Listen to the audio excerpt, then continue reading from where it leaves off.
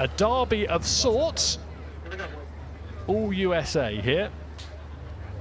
University of Washington against Worcester Polytechnic Institute in the Prince Albert Challenge Cup. Keep an eye on what Worcester Poly were up to there. They just headed a bit right, didn't they, towards the island, and they've actually corrected very quickly, and they've now got themselves back on a good line. But that was interesting. The first stroke took them at the wrong angle.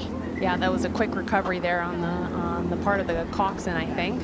That's not where you want to end up. And I'm just keeping a close eye on University of Washington, who are close, edging close to the booms on the Berkshire station. Now Worcester Polytechnic Institute going a bit central, but all in all, that's an even start.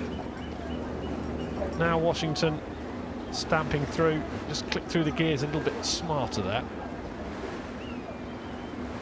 And they've forged the lead. The first 100 metres or so, there wasn't too much to call, but University of Washington putting in a good burst off the island. Yeah, it looks like they found a good rhythm and a high stroke rate that is carrying them past, and if they can wait until they have a little bit of open water as they have here to bring their rate of striking down, now you're in a position where you can make those calls. I like to talk about traffic light moments in racing. You know, is this a red light moment, a yellow light moment, or a green light moment? And being in front and having that mental advantage of being able to see when your competitor is going to make an attack allows you to change your race plans as well. So not a particularly good sight for Ian Wright. He gets everywhere, doesn't he? No, not the Crystal Palace in England former striker. This is the Cox in the Worcester Polytechnic Institute boat, who can see University of Washington disappearing in the distance. Trying to stay in contention, but this could be game over already, couldn't it, for Worcester Poly? It's a long race, and it's in a headwind, or pardon me, in a current as well, with a heavy boat with the extra Cox in it. So these athletes, I think, will need to make sure that they're conserving their energy and working at the correct place in terms of like not going out too strong. But it does look like they put themselves in a very strong position. I really like how they're rowing there. That's the progress marker. Great conditions here too as an athlete. You want this little bit of an overcast, light ripple on the surface of the water. Umpire launch goes by. And let's join with the live action. This is the Washington boat, who we saw drafted a good lead early in the race, and we've got Worcester Polytechnic Institute trying to keep a pace, but really they've from the first 100 metres or so at Temple Island, they looked very evenly matched, but there was just a change of gear that University of Washington had, and Worcester couldn't really respond to.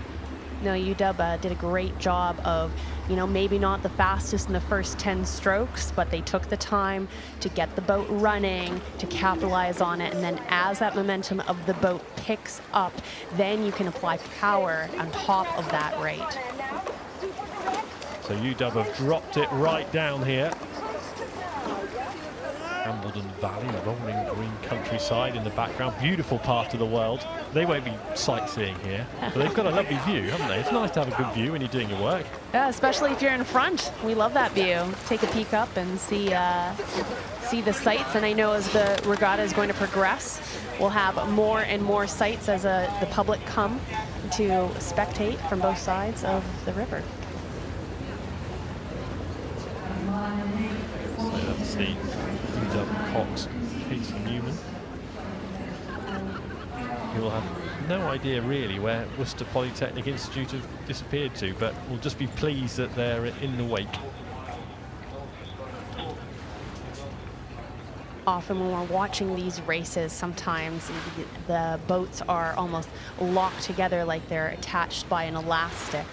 And when you can do what UW has done here and push free and snap that elastic, it just becomes easier and easier to continue to open up that lead. So, lots of energy injected. Ian Wright is shouting the orders there, isn't he? Gonna lose his voice.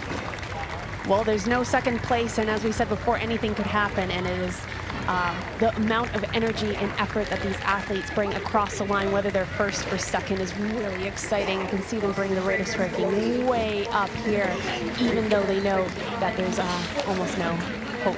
There is indeed. There's just a little bobble there. Yeah, but they are safely over the line. UW, the Prince Albert Challenge Cup, they'll progress through. And Worcester Polytechnic Institute from the USA can enjoy the rest of the week from the banks of the Thames here in Henley.